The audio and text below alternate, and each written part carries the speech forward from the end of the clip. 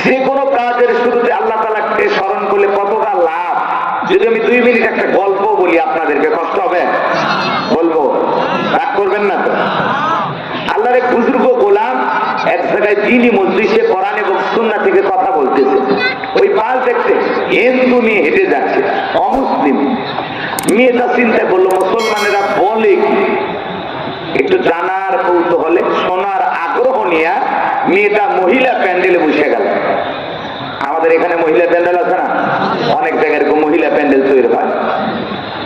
আল্লাহর সেই বান্দি মহিলা প্যান্ডেলে বসে গেল, হিন্দু মেয়েটা আলোচনা শুনতেছে। আল্লাহর সেই বুজুর্গ গোলাম আলোচনা করতেছেন, কুল হুয়াল্লাহু আহাদ, হে নবী আপনি বলুন আল্লাহ এক, আল্লাহ অদ্বিতীয়। মেয়েটা বুঝতে পারলো সৃষ্টিকর্তার নাম আল্লাহ। বলেন তো সৃষ্টিকর্তার নাম কি? আল্লাহ। আলোচনার প্রেক্ষাপটে আল্লাহর সেই বুজুর্গ গোলাম আলেম বান্দা আলোচনা করতে করতে এক সময় তিনি বললেন, ইন্নাদ দীনা ইনদাল্লাহিল ইসলাম, নিঃসন্দেহে আল্লাহর কাছে শুধুমাত্র কেবলমাত্র একটি ধর্মই মনোনীত, ধর্মের নাম কি? ইসলাম। ইসলাম আছে যেখানে শান্তি আছে, ইসলাম আছে যেখানে সমাধান আছে। আমার ভাইয়েরা, হিন্দু মেয়েটা তখন বুঝতে পারলো সৃষ্টিকর্তার নাম আল্লাহ, শ্রেষ্ঠ ধর্মের নাম ইসলাম। মেয়েটা তখন আর দেরি করলো না। এইবার মেয়েটা ডেকে বলে, আমি আর অমুসলিম থেকে বাড়িতে যেতে চাই না, আমি কালেমা পড়ে মুসলমান হয়ে যাব। এইবার হিন্দু মেয়েটা কালেমা পড়ে মুসলমান হয়ে যাওয়ার পরে বাড়িতে চলে গেল। উঠতে বসতে আল্লাহর জিকির করে, বিসমিল্লাহ পাঠ করে। হঠাৎ করে মেয়েটার মা শুনতে পেয়ে জিজ্ঞাসা করে, মা কি যেন ফিসফিস করে বললে, আমি বুঝতে পারলাম না। মেয়েটা ডেকে বলে, মা মুসলমান হয় যারা মিথ্যা কথা বলতে পারবে না তারা, ওয়াকুলু কাওলান সাদীদা, সত্য কথা বলো, সঠিক কথা বলো, ইমানদাররা হবে সত্যবাদী। কথা বলেন ঠিক কিনা? আমাদের সমাজে মিথ্যাবাদী আছে না নাই? মিথ্যা কথা বললে সকালবেলা নাস্তা করে, দুপুরে লাঞ্চ করে, রাতে ডিনার করে, ভরা পেটে মিথ্যা, খালি পেটে মিথ্যা। মিথ্যা বলতে বলতে চেহারা দেখা হয়ে গেছে, এক পা কবরে ঢুকে গেছে। এরপরে মিথ্যা বলা ছাড়ে না, ওদের মিথ্যা বলা দেখে শয়তান পর্যন্ত বলে আমিও এত খারাপ না। আছে না নাই? সকাল বিকাল মিথ্যা কথা। নওগাঁর মানুষ অবশ্য আল্লাহ আল্লাহ, এদিকের মানুষ মিথ্যা কথা বলে না। আরে মহাদেবপুরের মানুষ আরো ভালো। আমার ভাইয়েরা সামনের দিকে যায়, ভালো না বললে আবার ঝামেলা হতে পারে। যে কথা বলতে চাচ্ছিলাম গভীর মনোযোগ দিয়ে শোনেন। মেয়েটা ডেকে বলে, মা কয়েকদিন আগে মুসলমানদের একটি ধর্মীয় প্রোগ্রামে গিয়ে বুঝতে পেরেছি সৃষ্টিকর্তার নাম আল্লাহ, শ্রেষ্ঠ ধর্মের নাম ইসলাম। আমি আর দেরি করি নাই, কালেমা পড়ে মুসলমান হয়েছি। তাই নাকি? বলে হ্যাঁ। ঠিক আছে মা, এখনো সময় আছে, ইসলাম ধর্ম ত্যাগ করে আবারও বাপ দাদা ধর্মে ফিরে আসো। মেয়েটা ডেকে বলে, মা আমার পক্ষে কোনো মতে ইসলাম ধর্ম ছাড়া সম্ভব নয়। আমার ভাইয়েরা গভীর মনোযোগটা কথাগুলো শোনাবেন। রাতের বেলায় যখন মেয়ে তার বাবা চলে আসছে, ডেকে বলে, স্বামী সর্বনাশ হয়ে গেছে, আমাদের একমাত্র মেয়ে কালিমা পড়ে মুসলমান হয়েছে। তাই নাকি? বলে হ্যাঁ। মেয়েকে ডাক দাও। জিজ্ঞাসা করে, মা এসব কি শুনছি, তুমি নাকি মুসলমান হয়েছ? মেয়েটা ডেকে বলে, হ্যাঁ বাবা, যা শুনেছেন সত্য, আমি কালিমা পড়ে মুসলমান হয়েছি। ডেকে বলে, মা তোমাকে নিয়ে অনেক আশা ভরসা, তুমি মুসলমান হয়েছো, এ কথা প্রকাশ পেলে সমাজের চোখে আমার মান সম্মান থাকবে না, আমার উচ্চ মাথা নিচু হয়ে যাবে, বংশের মুখে চুনকালি পড়বে। এখনো সময় আছে, ইসলাম ধর্ম ছেড়ে দাও। মেয়েটা ডেকে বলে, মা বাবা যত কথাই বলো, আমার পক্ষে ইসলাম ধর্ম ছাড়া সম্ভব নয়। বাবা রাগান্বিত হয়ে মেয়েটার গালে একটা থাপ্পড় বসায় দিলেন। মেয়েটা কাঁদতে কাঁদতে ডেকে বলে, বাবা যত খুশি আঘাত করো, মারতে মারতে যদি মেরে ফেলে দাও, জীবনটা দিতে রাজি, কিন্তু কালেমা ছাড়তে রাজি নাই। বলেন আল্লাহু আকবার। এইবার পরের দিন সকালবেলা এই ব্যক্তি বাদশার দরবারে চলে গেছে। ওই দেশের বাদশা তার সিলমোহর মারা আংটিটা এই ব্যক্তির হাতে দিয়েছে। ওই দেশের নিয়ম হলো বাদশার সিলমোহর মারা আংটি হেফাজতের দায়িত্ব যে পালন করবে। কোন কারণে আংটি হারিয়ে ফেলে দিলে ওই বাদশার আংটি হারানোর অপরাধে বাদশা তাকে ফাঁসি দিয়ে মারে। এই ব্যক্তি আংটি হাতে পাওয়ার পরে ডেকে বলে, বাদশা আমি এমনি নানান টেনশনে আছি, চিন্তা ভাবনায় আছি, কোন কারণে আংটি হারিয়ে ফেলে দিলে আপনি তো আমাকে ফাঁসি দিয়ে মারবেন। আবার আপনার মধ্যে এত বড় বাদশা আমার হাতে আংটিটা দিয়েছে, ফেরত দিলেও কেমন দেখায়, আপনি যদি মনে কিছু না নেন, আংটি হেফাজতের দায়িত্ব আমি আমার মেয়ের কাছে দিতে চাই। বাচ্চা ডেকে বলে আমার কোনো আপত্তি নাই, কিন্তু দেশের আইন সম্পর্কে মেয়েটাকে অবশ্যই অবগত করবেন। এইবার বাড়িতে যাওয়ার পরে এই ব্যক্তি আংটিটা যখন মেয়েটার হাতে দিয়েছে, ডেকে বলে মা এটা বাচ্চার সিলমোহর বার আংটি, খবরদার তুমি যেন হারিয়ে না ফেলো। হারিয়ে ফেললে বাচ্চার সিলমোহর বার আংটি হারানোর অপরাধে বাচ্চা তোমাকে ফাঁসি দিয়ে মারবে, আমি বাবা হয়েও তোমাকে বাঁচাতে পারবো না। এইবার মেয়েটা বিসমিল্লাহির রহমানির রহিম বইলা জামার পকেটে আংটিটা রেখে দিল। বাবা কৌশলে রাতের বেলা মেয়ে যখন ঘুমের মধ্যে চলে গেছে, জামার পকেট থেকে আংটিটা চুরি করে নিয়ে যায়। বাড়ির পাশে নদী ছিল, নদীর ভিতরে ছুঁড়ে মারতে, আর মনে মনে ভাবতেছে মেয়ে রে, এইবার বাচ্চার সিলমোহর মারা আংটিটা নদীর ভিতরে ফেলা দিলাম। তুমি বাচ্চার সিলমোহর মারা আংটি হারানোর অপরাধে বাচ্চা তোমাকে ফাঁসি দিয়ে মারবে। তুমি মুসলমান হয়েছো এ কথা প্রকাশও পেল না, সমাজের মানুষের চোখে আমাকে ছোট হতে হলো না। বাবা হয়ে আপন মেয়ের বিরুদ্ধে এই গভীর ষড়যন্ত্র করলেন, কারণ একটাই, বাবা বেঈমান, মেয়েটা হলো ইমানদার। ইসলাম মানতে গেলে আপন বাবা ও সন্তানের বিরুদ্ধে অবস্থান নাই, কথা বলেন ঠিক কিনা? মুসলিম জাতির পিতা ইব্রাহিম আলাইহিস সালাম যখন ডেকে বলে বাবা, যে দেবতা শোনে না, চোখে দেখে না, চোখে দেখে না, শোনে না, না পারে আপনাদের উপকার করতে, না পারে আমাদের উপকার করতে, নাকের টোকায় মাছি পড়লে তাড়ানোর শক্তি নাই, ও বাবা এগুলো দেবতার আর পূজা করো না, এক আল্লাহর ইবাদত করো, এক আল্লাহর ইবাদত করো। আজব ঠাকুর ডেকে বলে ইব্রাহিম, তোমার এত বড় সাহস, তুমি আমার দেবতার বিরুদ্ধে কথা বলো, আজ থেকে তোমার বাড়ি আমার বাড়িতে জায়গা হবে না, আজ থেকে তুমি আমার বাড়িতে থাকতে পারবে না, আমার চোখের সামনে থেকে দূর হয়ে চলে যাও। তাওহীদের দাওয়াত দেওয়ার কারণে, আল্লাহর পথে দাওয়াত দেওয়ার কারণে আপন বাবা ও সন্তানকে ঘর ছাড়া করেছিল, কথা বলেন ঠিক কিনা? আমার ভাইয়েরা গভীর মনোযোগটা শুনবেন, আমি গুনাহগার যে কথা আপনাদেরকে বলতে চাচ্ছিলাম। এইবার আপন বাবা মেয়ের বিরুদ্ধে গভীর ষড়যন্ত্র করলেন, আংটিটা নদীর ভিতরে ছুঁড়ে মারছেন। আমার ভাইয়েরা এইবার মেয়েটার ভাগ্যের পরিণতি কি হয় আপনারা কি একটু শুনবেন? কারা কারা শুনবেন দুই হাত তুলে দেখান। লিল্লাহে তাকবীর, লিল্লাহে তাকবীর। আজকেও তামাম পৃথিবীতে মুসলমানদের বিরুদ্ধে ষড়যন্ত্র আছে না নাই? তামাম পৃথিবীর জালেমেরা ঐক্যবদ্ধ হয়েছে ইসলাম আর মুসলমানকে বিদায় করে দেওয়ার জন্য। কিন্তু মনে রাখবেন বাজান আমার, জালেমদের জুলুম যত বাড়বে মুসলমানদের বিজয় তত নিকটে, কথা বলেন ঠিক কিনা? ভয় পাওয়ার কোনো কারণ নাই, আধারে ভয় পেও না, আলো আছে আড়ালে, কালো সব পালিয়ে যাবে তুমি উঠে দাঁড়ালে। আধারে ভয় পেও না, আলো আছে আড়ালে, কালো সব পালিয়ে যাবে তুমি উঠে দাঁড়ালে। নাস্তিকেরা পালিয়ে যাবে আমরা উঠে দাঁড়ালে, কথা বলে ঠিক কিনা? একটু হুঙ্কার দেওয়া লাগবে, একটু আওয়াজ দেওয়া লাগবে, তাহলে বাতিলেরা কাঁদবে। চুপচাপ থাকলে ওরা ঘাড়ে হিসেবে বসে থাকবে, কথাকে বোঝা যায়? কষ্ট হচ্ছে আপনাদের? তাহলে একটু জবান ছেড়ে সবাই পড়ুন। আল্লাহ রাব্বুল আলামিন বলেন, ইন্নাল্লাযীনা ক্বালু রাব্বুনাল্লাহু সুম্মা ইসতাকামু তাতানাজ্জালু আলাইহিমুল মালাইকাতু আল্লা তাখাফু ওয়া লা তাহজানু ওয়া আবশিরু বিল জান্নাতিল্লাতী কুনতুম তুআদুন।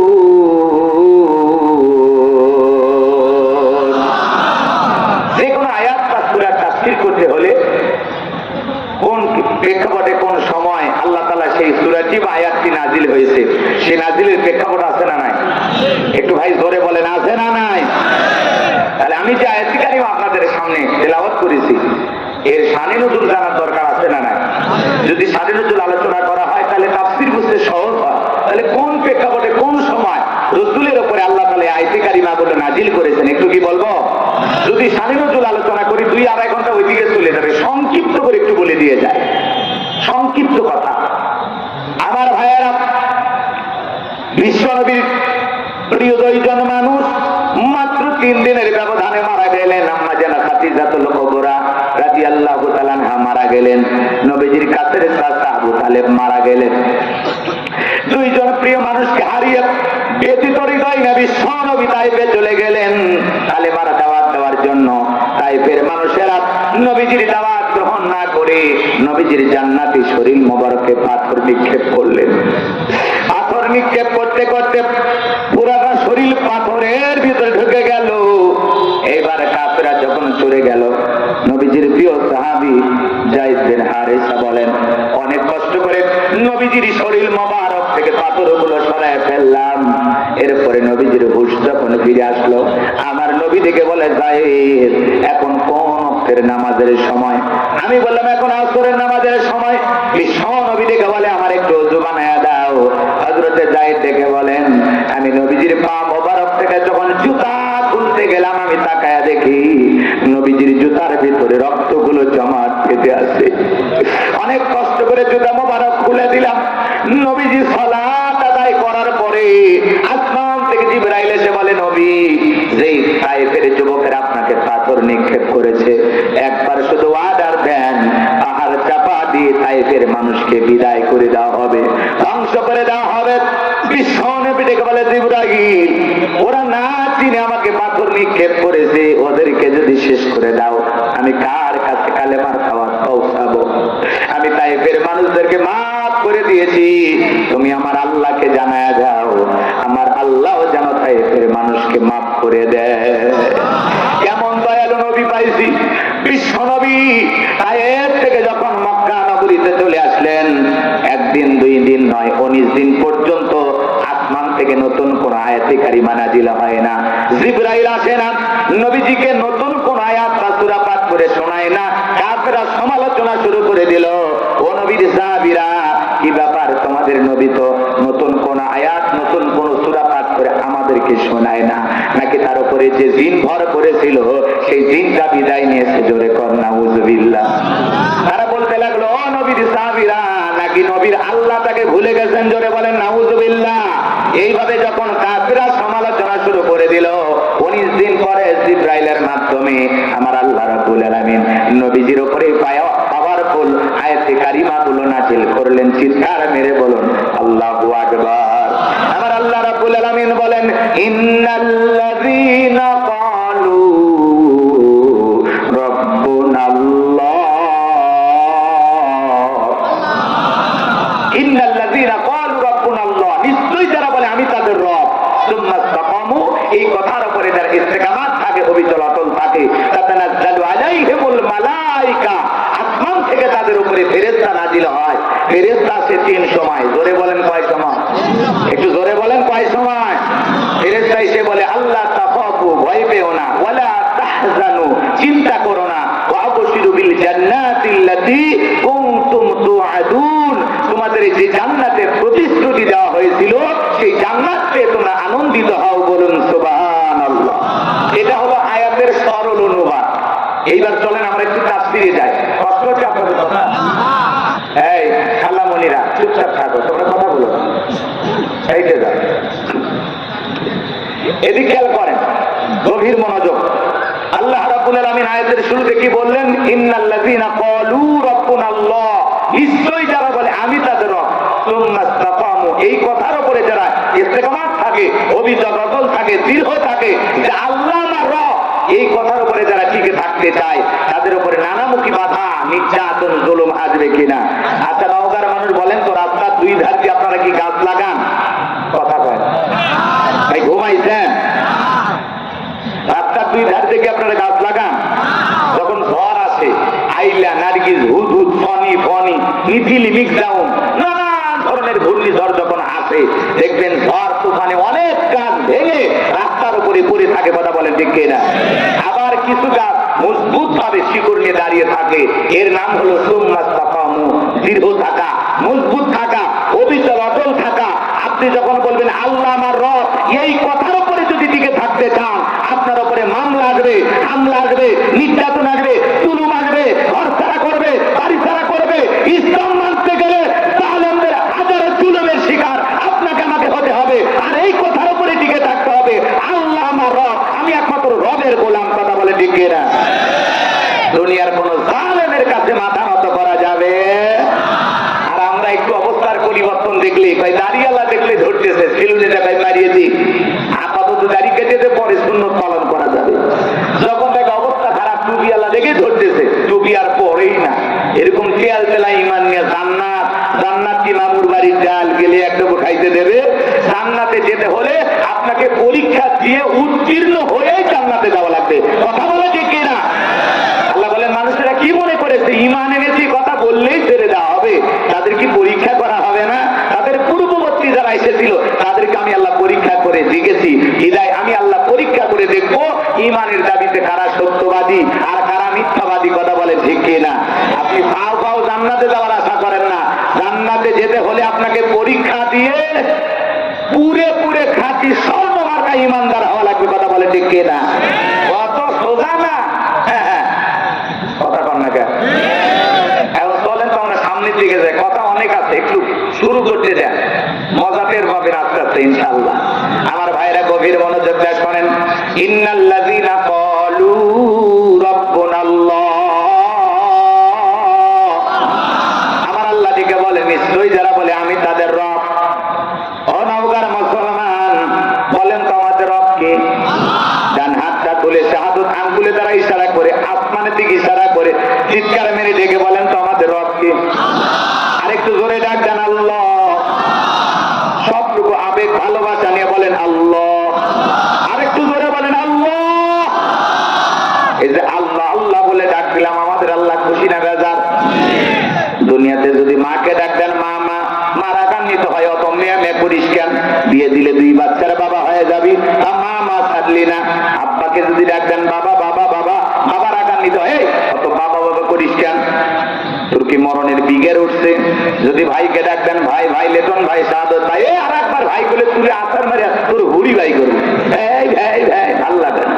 মানে তার মানে কি হুজুর হাসানোর জন্য বলতেছেন না? ভালো করে বোঝার চেষ্টা করবেন। মাকে অতিরিক্ত মা মা বললে মা বিরক্ত হয়, মধুর ডাকটাও মায়ের কাছে দিতে লাগে, মা খুশি হয় না। বাবাকে বাবা বলে ডাকলে অতিরিক্ত বাবা বাবা বললে বাবাও রাগান্বিত হয়, বাবাও খুশি হয় না। ভাইকে ডাক দিলে ভাইও রাগান্বিত হয়। কিন্তু এমন একটা সৃষ্টিকর্তা, এমন এক স্রষ্টা, এমন এক আল্লাহ পেয়েছি, কোটি কোটি বার ডাক দিল বিরক্ত হন না। যিনি তিনি কে? যত ডাকবেন বেশি তত আপনার আমার মর্যাদা বাড়বে বেশি। কথা কোন ঠিক কিনা? তাহলে সবসময় জিকিরই হবে কার? রাগ করেছেন মনে হয়? এ ভাইজান, কেন আল্লাহ প্রশংসা আদায় করবেন না? এই জন্য আল্লাহ তাআলা বলেন ইন্নাল ইনসানা লিরাব্বিহি লাকানুদ, মানুষ বড় অকৃতজ্ঞ। আল্লাহর এত নিয়ামত খাই, তারপরে আমরা কৃতজ্ঞতা আদায় করি না। এই জন্য আল্লাহ বলেন মানুষ বড় অকৃতজ্ঞ, অস্বীকারী। ডাইরেক্ট বাংলা কথায় যাকে বলা হয় নিমক হারাম। আল্লাহর এত নিয়ামত খাই, কথা বলে একটা প্রাণীর ভিতরে মনিবের প্রতি যে শুকরিয়া, সেটা আমাদের ভিতরে নাই। অনেকের বাড়িতে থাকে মিস্টার ডগ, চেনেন না? কুকুর চেনেন না? নওগাঁ শহর থেকে গরুর গোস্ত কিনে নিয়ে আসতেন, হাতটা এই পাশে নিয়ে চিবানোর চেষ্টা করলেন, খাইতে পারেন না। এই পাশেও দাঁতের নিয়ে খুব চেষ্টা করলেন, পারলেন না। তখন ডাকতেন লালু। লালু তখন লেজ ডাকতে নাড়তে আপনার সামনে হাজির। তখন ওইটা হাড্ডিটা না হাড়, কি বলেন আপনারা? হাড্ডি। ওই হাতটা সামনে তুলে ফেলে দিয়ে বলেন কি সাবিলিল্লাহ। লালু তখন খায়, আর দেখে বলে বস বুঝতে পারছি আপনি ফেল মারছেন, আমি ফেল মারবো না। ওই শুকনো হাড় খেয়ে রোদ নাই, বৃষ্টি নাই, ঝড় নাই, তুফান নাই, মালিকের বাড়ি পাহারা দেয়। কথা বলেন ঠিক কিনা? অপরিচিত লোক ওই বাড়িতে প্রবেশ করতে আসলে ওর ভাষায় জবাব দেবে, কোন এলাকা থেকে আসতো, কোথা থেকে আসতো, কার ভিতরে যাবা, কার সাথে দেখা করবা, আগে আমার কাছে বলো। কথা বলেন ঠিক কিনা? ও ওর ভাষায় বলে। কথা বলেন ঠিক কিনা? এরপরে বাড়িতে থাকা লোকটা যখন ধমক দেয় লালু তো, তখন বলতেছে ও ভিতরে প্রবেশের অনুমতি আছে, যাও, আমিও দেখতেছি। এবার আগন্ত ব্যক্তি মানে বাইরে থেকে যে মানুষটা বাড়ির ভিতরে আসছে আর এই বাড়িওয়ালা, দুইজন মিলে গল্প করে। একবার মালিকের চেহারার দিকে তাকায় আর আগন্ত ব্যক্তির চেহারার দিকে তাকায়, আর মালিককে ইশারা দিয়ে বুঝায়।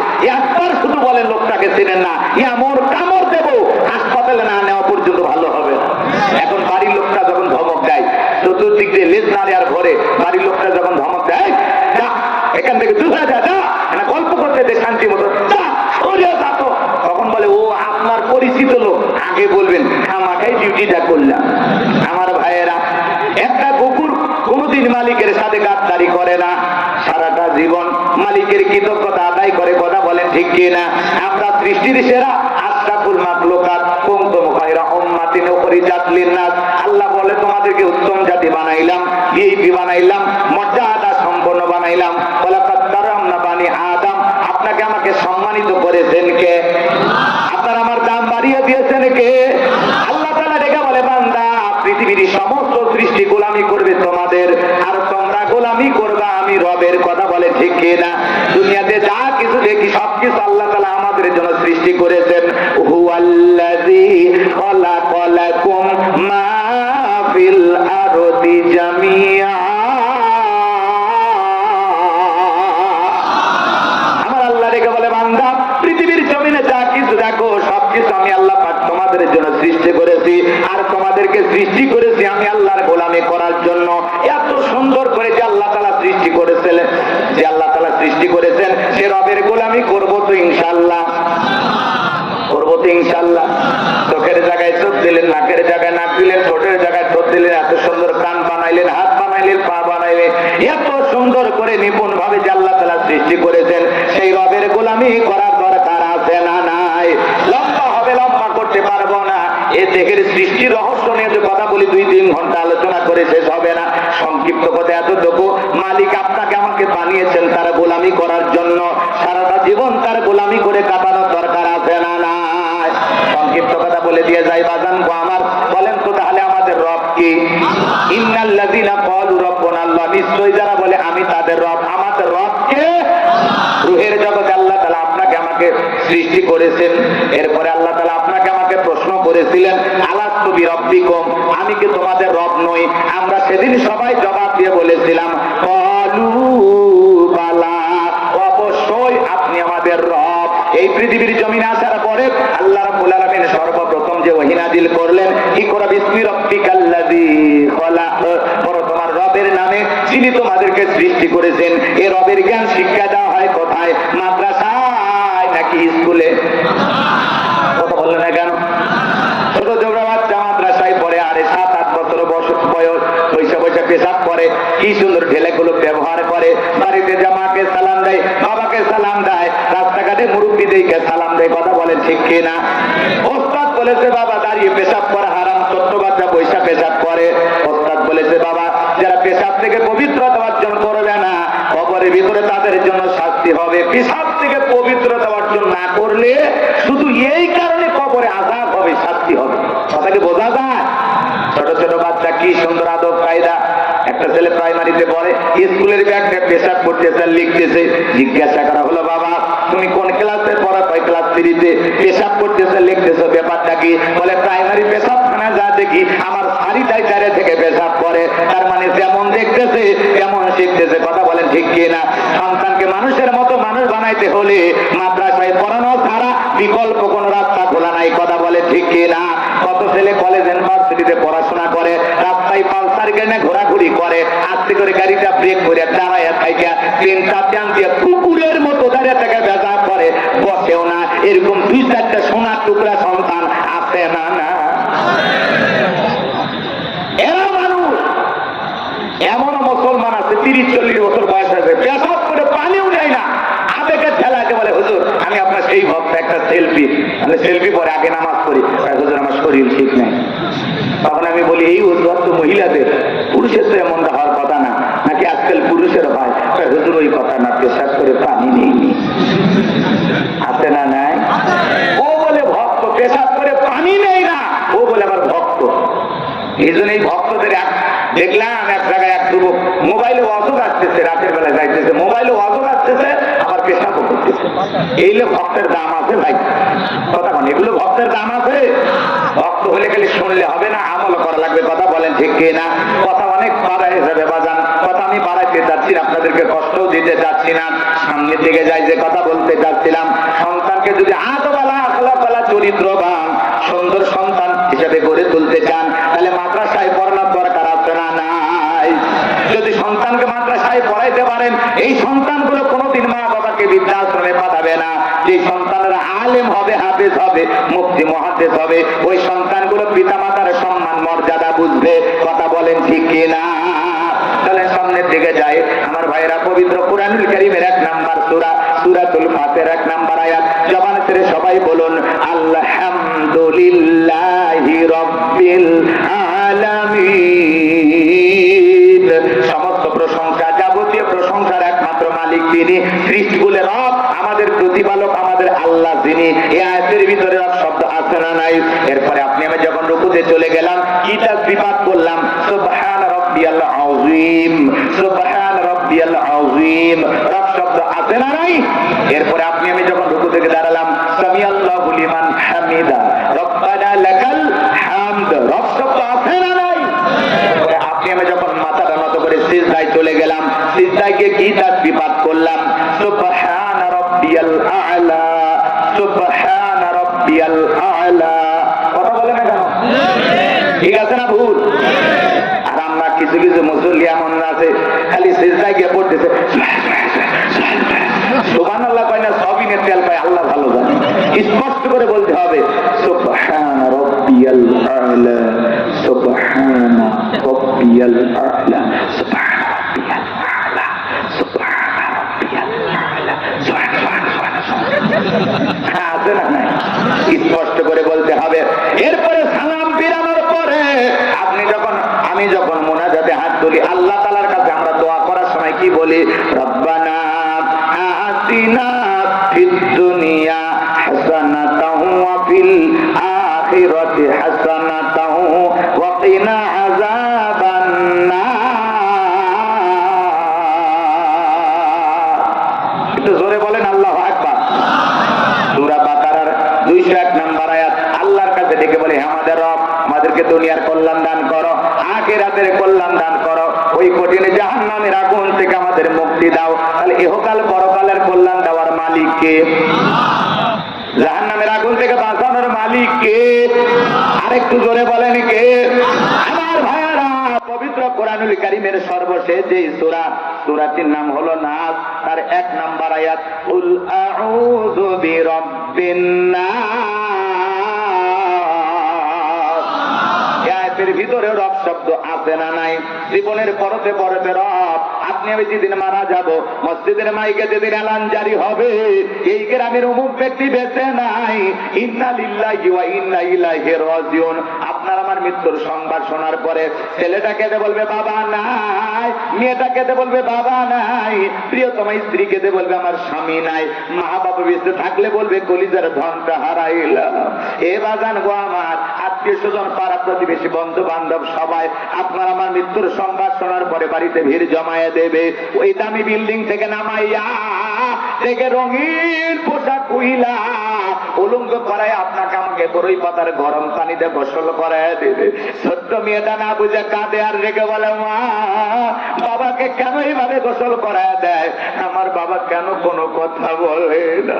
ছোট্ট ছেলেটা আপু আপু করে ডাক দেবে, কোনদিন আপনার আমার ঘুম আর ভাঙবে না। এ বাজান গো আমার, হাজারো স্বজনের চোখের পানি দিয়া আপনাকে আমাকে সাজানোর পরে চকলেটের মতো মরাইয়া ওই মসজিদের খাটিয়াতে তুইলা 4 জন বরযাত্রী ধইরা 1 কদম 2 কদম করে কবরস্থান পর্যন্ত নিয়ে যাবে। ওই কবরে 3 জন মানুষ নামবে। আপনার আমার লাশটা কবরে শায়িত করার পরে একে একে সবাই কবর থেকে উঠে আসবে। ওই কবরে লাশটা রাখার পর দুরাকাশ একটু একটু দেখা যায়। এরপরে যখন বাসের বিছানা বিছাইয়া দেবে, ওই বাসের ছিদ্র দিয়ে হালকা একটু আলো কবরে প্রবেশ করবে। এরপরে যখন কবরে মাটি দিয়ে দেবে, কবরটা হয়ে যাবে ঘোর অন্ধকার। ওই লাশটা রাখার পরে আত্মীয় স্বজন, বন্ধু বান্ধব সবাই যখন চলে আসবে, ওদের পায়ের আওয়াজ কবরে থাকা ব্যক্তি শুনতে পাইবে। চিৎকার মেরে ডেকে বলবে, আমাকে একা রাইখা যাইও না, একা রাইখা যাইও না। কবরে থাকা ব্যক্তির চিৎকার দুনিয়ার কেউ শুনতে পাবে না। আমার নবী বলেন, যে কবরে চলে গেল তার চাইতে অসহায় আর কেউ নাই। আমার নবী হাদিস শরীফের ভিতরে বলেন, ক্বালা ক্বালা রাসূলুল্লাহ সাল্লাল্লাহু আলাইহি সাল্লাম, ইন্নামাল কুবুরু রাউযাতুম মিন রিয়াদিল জান্নাহ আও হুফরাতুম মিন হুফারিন নার, রাওয়াহু তিরমিজি। বিশ্বনবী ডেকে বলেন, যে ব্যক্তির আমল ভালো, মৃত্যুর সঙ্গে সঙ্গে আল্লাহ পাক তার কবরটাকে জান্নাতের বাগান বানায়া দিবেন। বলেন সুবহানাল্লাহ। আর যে ব্যক্তির আমল খারাপ, আও হুফরাতুম মিন হুফারিন নার, তার কবরটা হবে জাহান্নামের আগুনের গর্ত। আমার নবী যে এক জায়গায় বসা, আসমান থেকে জিবরাইল এসে বলে, নবী এই মুহূর্তে একটা আওয়াজ হইলে আপনি কি শুনতে পাইছেন? আমার নবী বলে হ্যাঁ আমি শুনতে পেয়েছি। জিবরাইল ডেকে বলে নবী গো, আজ থেকে 70 বছর আগে আমার আল্লাহ রাব্বুল আলামিন জাহান্নামের গর্তের মুখে একটা পাথর ছেড়ে দিয়েছে। এই মাত্র জাহান্নামের তলদেশে পাথরটা পৌঁছাইলো। চিন্তা করেন বাজান গো আমার, জাহান্নামের গর্তের মুখে একটা পাথর ছেড়ে দিলে 70 বছর যদি পরে নিচে পড়তে সময় লাগে, আল্লাহ না করুক, আল্লাহ না করুক, আপনার আমার গুনাহের কারণে, অপরাধের কারণে আসমান জমিনের মালিক আল্লাহ বেজার হইয়া একবার যদি ওই জাহান্নামের আগুনের গর্তে ফেলে দেয়, আপনার আমার কিন্তু বাঁচার কোনো উপায় নেই। ওই জাহান্নাম বড় কঠিন জায়গা বাজান।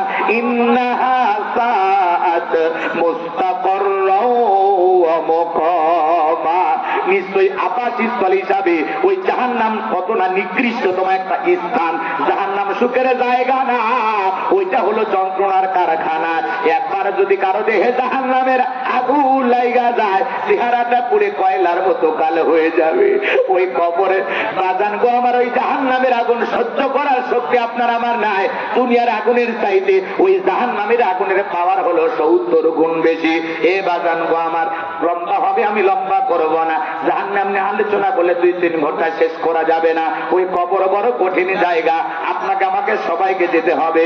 আল্লাহ রাব্বুল আলামিন বলেন ওয়া ইয়ামাল মিসকালা যারাতিন খায়রান ইয়ারা ওয়া মান ইয়ামাল মিসকালা যারাতিন শাররান ইয়ারা। বান্দারে, যারা পরিমাণ অনু পরিমাণে যদি নেক আমল করো, ওইটাও তোমার আমলনামায় লিপিবদ্ধ করা হবে। আবার যারা পরিমাণ অনু পরিমাণে যদি বদ আমল করো, ওইটাও তোমার আমলনামায় লিপিবদ্ধ করা হবে। আর যারা গুনাহ নিয়ে একবার অন্ধকার কবরে যাবে, ওই কবরের ডানের মাটি বামে চলে যাবে, বামের মাটি ডানে চলে যাবে। এমন জোরে সাপ দেবে বাজার, এক পাজরের হার অন্য পাজরে ঢুকে যাবে। ওই কবরে থাকা বিষাক্ত সাপ একবার যদি সবল বাড়ে, পা থেকে মাথা পর্যন্ত বিষের যন্ত্রণায় দেহটা চলে যাবে। ওই কবরে থাকা অন্ধ ফেরেশতা চোখে দেখে না, কানে শোনে না, হাতুড়ি দিয়ে বাড়ি মারবে, দেহটা চূর্ণ বিচূর্ণ হয়ে যাবে। ওই কবর বড় কঠিন জায়গা। কবর কিন্তু জায়গা ভালো না। হযরত ওসমান রাদিয়াল্লাহু তাআলা আনহু জান্নাতের সার্টিফিকেট প্রাপ্ত সাহাবী, এরপরে কবর থেকে অজরে চোখের পানি ছেড়ে দিয়ে কান্না করতেন। সাহাবায়ে কেরাম ডেকে বলে ভাই ওসমান, আপনি কবর থেকে কেন কান্নাকাটি করেন? নবীর প্রিয় সাহাবী হযরত ওসমান রাদিয়াল্লাহু তাআলা আনহু জবাব দিয়ে বলেন, এই কবর হলো প্রত্যেকটা মানুষের প্রথম মঞ্জিল, প্রথম ঘাঁটি, প্রথম স্টেশন। এই কবরের ভিতরে 3টা প্রশ্ন করা হবে। যে সঠিক উত্তর দিতে পারবে তার মিজান ফুলসিরাতে কোনো টেনশন নাই। যে উত্তর দিতে পারবে না, তার আর বাঁচার কোনো উপায় নাই। ওই কবর কিন্তু কঠিন জায়গা। ওই কবরের ভিতরে আপনাকে আমাকে প্রশ্ন করা হবে, মার রব্বুকা, তোমার রবকে। 1 নাম্বার প্রশ্নের ভিতরে রব শব্দ আছে না নাই? জোরে বলেন আছে না নাই? 1 নাম্বার প্রশ্ন করা হবে, মার রব্বুকা, তোমার রবকে। এই দুনিয়ার জমিনে রবের গোলামি করেছে যারা, এক আল্লাহর ইবাদত করেছে যারা, কোরআন সুন্নাহ দিয়ে জীবন সাজাইছে যারা, নেক আমল করে আল্লাহর খাঁটি গোলাম হয়ে মুমিন মুত্তাকি বান্দা হয়ে রাসূলের রেখে যাওয়া আদর্শের পথে যারা চলেছে, নেক আমল করে আল্লাহর প্রিয় মুমিন বান্দা হয়ে মুত্তাকি বান্দা হয়ে নেক আমল করে কবরে যাবে যারা, প্রশ্নের সঠিক উত্তর দিতে পারবে তারা। ওই নেককার ইমানদার আল্লাহ প্রিয় গোলামদেরকে যখন জিজ্ঞাসা করা হবে মার রব্বুকা, ওই নেককার ইমানদার মুমিন মুত্তাকি বান্দা জবাব দিয়ে বলবে রব্বি আল্লাহ, রব্বি আল্লাহ, আমার রব আমার আল্লাহ। কিন্তু যারা গুনাহগার, নাফরমান, বেঈমান, আল্লাহর অবাধ্য গোলাম, যারা মনে করেছিল খাও দাও ফুর্তি করে দুনিয়াটা মস্ত বড়, মরার পরে কি হয় ওগুলো পরে দেখা যাবে, যারা আমোদ প্রমোদে মেতেছিল, শয়তানের ওয়াসওয়াসায় পড়ে ভুল পথে পরিচালিত হয়েছে, মিসগাইড হয়েছিল, এ বাঁচান গো আমার, যারা জাহান্নামের আগুনে চলার জন্য এই দুনিয়ার জমিনে অশ্লীলতা, অকাম বদকাম যা আছে ইচ্ছা মতো করেছিল, এ বাঁচান গো আমার, ওই গুনাহ নিয়ে আল্লাহর অবাধ্য গোলাম হয়ে কবরে যাবে যারা, কবরের তলজবের সঠিক উত্তর দিতে পারবে না তারা। তাদেরকে যখন প্রশ্ন করা হবে মার রব্বুকা, তারা ফেল ফেল করে তাকিয়ে থাকবে, হাই হাতাল আজরি, আফসোস, তারা সেদিন কিছুই বলতে পারবে না। কথা বলেন ঠিক কি না আমার ভাইয়েরা? তাহলে নেক আমল করে কবরে যাবে যারা, সঠিক উত্তর দিতে পারবে তারা। তাহলে নেক আমল করে কবরে যাওয়ার দরকার আছে না নাই? আল্লাহর গোলামির মাধ্যমে নেক আমল করে নিজের জিন্দেগিটা সুন্দর করে সাজাইয়া আল্লাহর গোলাম হয়ে 5 ওয়াক্ত সালাত আদায় করে কারা কারা কবরে যেতে চান? 2টা হাত তুলে মালিককে একবার দেখান। আল্লাহ আমাদের সবাইকে নিয়ে আমল করা তৌফিক দান করুন, জোরে বলুন আমিন। আরেকটু জোরে বলেন আমিন। কষ্ট হচ্ছে আপনাদের? হাত নামান বাগান গো, আমার খবর কিন্তু জায়গা ভালো না। কথা বলেন না কেন? 6 দিন পরে নখ খসে যাবে, 9 দিন পরে চুল। কবর জায়গার সামান নিতে কইরো না কেউ ভুল। কবর জায়গা ভালো নয়, কবর জায়গা ভালো নয়। আমল দিয়ে কবর গৃহ সাজিয়ে নিতে হয়। কবর জায়গা ভালো নয়, কবর জায়গা ভালো নয়। আমল দিয়ে কবর গৃহ সাজিয়ে নিতে হয়। 17 দিনে পেট ফেটে শেষ পোকার খাদ্য হবে। 60 দিন পরে গোস্ত থাকবে না, কঙ্কাল পরে রবে। 17 দিনে পেট ফেটে শেষ পোকার খাদ্য হবে। 60 দিন পরে গোস্ত থাকবে না, কঙ্কাল পরে রবে। 90 দিনে হাড় গুলি সব, 90 দিনে হাড় গুলি সব আলাদা হয়ে রয়। কবর জায়গা ভালো নয়, কবর জায়গা ভালো নয়। আমল দিয়ে কবর গৃহ সাজিয়ে নিতে হয়। 6 দিন পরে নখ খসে যাবে, 9 দিন পরে চুল। কবর গায়ের সামান নিতে কইরো না কেউ ভুল। কবর জায়গা ভালো নয়, কবর জায়গা ভালো নয়।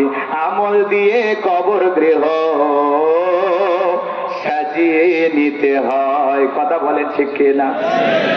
লম্বা হবে, লম্বা করব না। তাহলে কবরে 1 নাম্বার প্রশ্ন, মার রব্বুকা, তোমার রবকে। রবের সাথে সম্পর্ক রেখেছে যারা, উত্তর দিতে পারবে তারা। ভাই, যারা চাকরি করে তারাই তো বেতন বোনাস পায়, যারা চাকরি করে তারাই তো বসের নাম জানে, কথা কয় না। যারাদের দুনিয়াতে রবের সাথে সম্পর্ক ছিল তারা তো মালিকের নাম জানবে। আর এ দুনিয়ার গোলামীর বেতন হিসাবে পাবো, জান্নাত বোনাস হিসাবে পাবো মালিকের সাক্ষাৎ। সুবহানাল্লাহ বলবেন না? জীবনে মসজিদে গেলেন না, মালিকের সাথে সম্পর্ক নাই, কোরআন পড়তে জানেন না, ঈমান আমল ঠিক নাই, আর বেকা হয়ে চলেছে। ওলামা ইকরাম বলে, ভাই যান মসজিদে চলেন, মালিকের সিজদা যা দোষ এমনি যে ভালো লাগে না দুনিয়া। নামাজের কথা বলি নানান অজুহাত, ধার ব্যাখ্যা করে আর এক দিকতে চলে। 7 দিন হাত ধরে টানবেন, কালকে মিস নাই, আবার টানবেন, ভাই কালকে যাও, কালকে কালকে কাল কাল করতে করতে শোনা যায় কি হয়েছে, আজরাইলের সাথে মিস কল দিয়ে গেছে। আছে না ভাই? তো ভাই আমরা এই যে অজুহাতে, নানান অজুহাতে ইবাদত ছেড়ে দিই। আজকে ধরবো, কালকে ধরি, যে রমজান মাসে হারে কত মুসল্লি নতুন বের হলো, আমরা মনে করলাম যাক এরা মনে হয় আর ছাড়বে না। ঈদের চাঁদ উঠেছে, ওই শালা নামাজও ছেড়েছে। কথা কন নাকি আপনারা? এরকম নাই? এখন ওই গান শুনে সারাদিন গান, একটু ঈদের আনন্দ করতেছি তো হুজুর, ঈদে শেষ হয়ে গেলে আবার যাবো। একটা মাস কিয়ামুল লাইল করলাম, আর আকাশের চাঁদ দেখার পরে আমাদের মাথা ঠিক থাকে না। মোড়ে মোড়ে খালি বক্স, ভোটভুটি ভাড়া করে, পিকআপ ভাড়া করে, গান বাজনা, ওয়াকিলতা। কথা বলেন ঠিক কি না? আল্লাহ যেন আমাদের হেদায়েত দান করেন, জোরে বলেন আমিন। তাহলে কবর 1 নাম্বার প্রশ্ন, মার রব্বুকা, উত্তরে দিতে পারবে যারা, নেক আমল করে কবরে যাবে যারা। কথা বলে ঠিক কি না? তাহলে কবরের প্রথম প্রশ্নে রব শব্দ আছে না নাই? আমি যে আয়াত কারিমা তেলাওয়াত করেছি, আল্লাহ কি বলেন? ইন্নাল্লাযীনা ক্বালু রাব্বুনা আল্লাহ, নিশ্চয়ই যারা বলে আমি তাদের রব। আমাদের রব কে? আরেকটু জোরে বলেন, আমাদের রব কে? এইবার শোনেন, এইবার শোনেন। এই দুনিয়ার জমিন আল্লাহ যদি কাউকে জিরো থেকে হিরো বানায়, একটু যদি টাকাওয়ালা বানায়, একটু যদি ক্ষমতার দাপট দেয়, এই পৃথিবীর জমিনে একজন এসেছিল, যাকে আল্লাহ জিরো থেকে হিরো বানাইছিল, ক্ষমতার দাম্ভিকতা অহংকারে নিজেকে বলে আনা রব্বুকুমুল আলা, আমি বড় প্রভু, আমি বড় খোদা। এরকম জালেম একজন পৃথিবীর জমিনে এসেছিল। এর বাল্যকালের নাম ছিল কাবুস, বল কেউ বলা হতো। কীর্তিদের তরফ থেকে স্পেশাল নাম ছিল রামসিস, আর মিশরের বাদশা হওয়ার পর উপাধি নাম হলো ফিরাউন। আমি কি একটু বলবো, 5 মিনিটে বলবো? কষ্ট পাবেন না আপনারা? শোনেন, আল্লাহ জিরো থেকে হিরো বানায়, শাহওয়ালা থেকে প্রধানমন্ত্রী বানাইছে, আর এখন মুসলমানের রক্ত নিয়ে খেলা করে। কথা বলে ঠিক কিনা? নিঃস্ব অসহায় থেকে আল্লাহ পাক রাষ্ট্রের প্রধানমন্ত্রী বানায় দেয়, আর জনগণের উপরে জুলুম করে। আছে না নাই? কথা বোঝেন, ভুলে যাইন না। আল্লাহ জিরো থেকে হিরো বানাইছিল।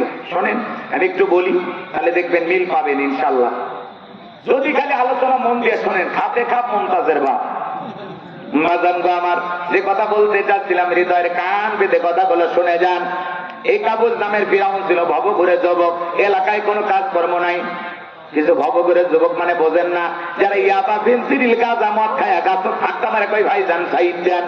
বউ যদি দরজা খোলো, অমুকের বাপ তুমি ঢোলো কেন? ভাই মা তুই বুঝবি না, আজ একটু বেশি পরিমাণে মাল খাচ্ছি, কথা কোন ঠিক কি না? এই যে ঢাকা শহরে গুলশান এলাকায়, মতিঝিল এলাকায় মহিলা মানুষ মদ খায় আর রাস্তার ভিতরে লাগছে কুতাকুতি মারামারি, কথা কয় না কে? মহিলা মানুষ মদ খাইয়া নেশা কইরা রাস্তার ভিতরে মাতলামি করতেছে। আজকে টিভি অফিসে তাদেরকে ডাকা হয়েছিল, ওই জায়গায় যায় মহিলা মারামারি করছে। তোমার কি সম্মান নাই? আমার কি সম্মান নাই? তোমার কারণে সেদিন ঝামেলা বেঁধেছিল, এই জন্য আমাদের মুখোশটা উন্মোচন হয়ে গেল। মহিলা মানুষ যদি বারের সামনে মারামারি করে, মদের বারের সামনে মারামারি করে, মহিলা মানুষ যদি চুলাচুলি করে, মহিলা মানুষ যদি এই ডিজিটাল বাংলাদেশে মদ খায় রাস্তায় মাতলামি করে, এর চাইতে দুঃখ আমাদের আর হতে পারে না। এ কথা বলে ঠিক কিনা? মহিলা মানুষ মদ খায় রাস্তায় মারামারি করে, এ দুঃখ রাখবেন কোথায়? দিন যাচ্ছে কোথায় গো? কথা কন না কে? এরা